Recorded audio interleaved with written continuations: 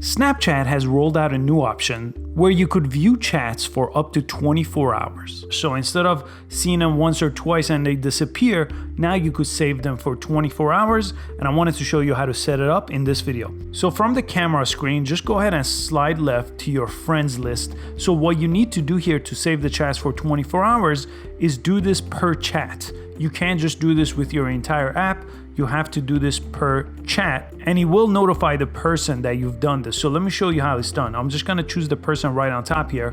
And here, when I click their name, I just have to press the 3 lines on the top left, and that will take me to the settings page with that person. And here, if I see the delete chat right there on top of block, let me go ahead and press that.